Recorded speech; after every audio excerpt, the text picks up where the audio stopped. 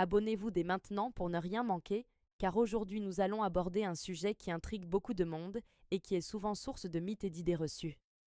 Quelle est la profondeur réelle du vagin? Voilà l'une des questions les plus fréquentes, une curiosité persistante, surtout chez les hommes. Beaucoup se demandent si la taille du pénis joue réellement un rôle, s'il existe une taille minimale nécessaire pour donner du plaisir ou si ce n'est qu'une croyance.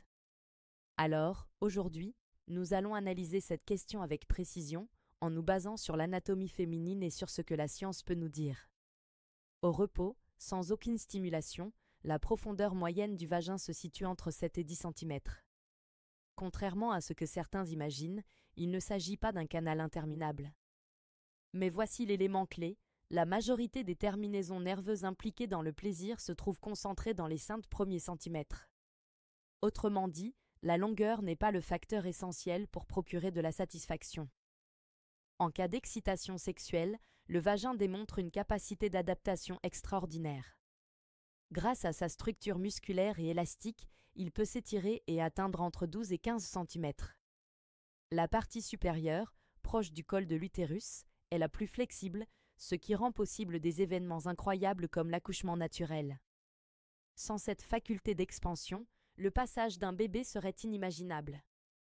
Mais attention, cela ne signifie pas qu'un pénis très long apporte automatiquement plus de plaisir. Au contraire, si la taille dépasse trop largement l'extension naturelle du vagin, cela peut provoquer une gêne, des douleurs, voire de petites lésions de la muqueuse.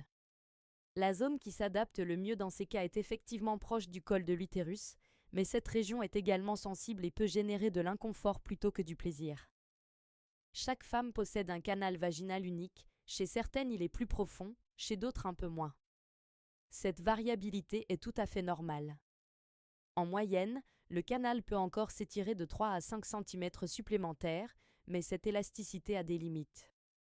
C'est pourquoi l'idée selon laquelle un pénis doit mesurer 18 ou 20 cm pour satisfaire est un mythe. Non seulement ce n'est pas nécessaire, mais cela peut même s'avérer contre-productif.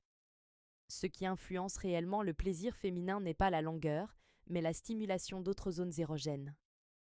Le clitoris, par exemple, ainsi que les grandes lèvres, concentrent un nombre bien plus important de terminaisons nerveuses que le canal vaginal lui-même.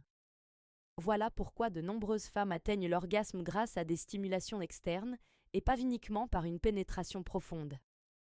Une autre question revient souvent, le vagin change-t-il au fil du temps? La réponse est oui.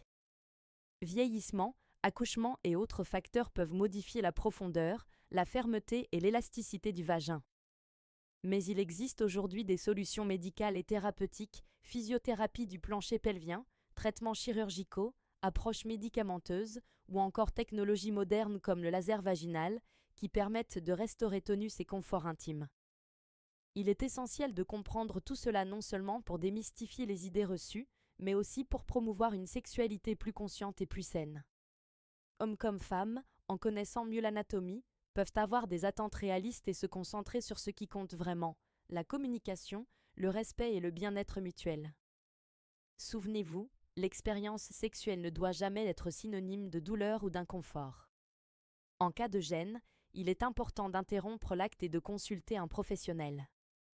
Les hommes peuvent se tourner vers un urologue, les femmes vers un gynécologue, afin d'obtenir des réponses précises et un diagnostic adapté. Le vagin est un organe incroyablement adaptable et flexible, capable de s'ajuster en fonction de la situation. Mais cela ne fait pas de la taille du pénis un facteur déterminant du plaisir. Ce qui compte, ce n'est pas les centimètres, mais la connexion émotionnelle, la confiance et la capacité de chaque couple à explorer ensemble ce qui leur convient. Alors, la prochaine fois que vous entendez des discours exagérés sur les mesures, rappelez-vous, une sexualité épanouie ne se mesure pas avec une règle. Elle se mesure au plaisir, à la communication et à la santé intime.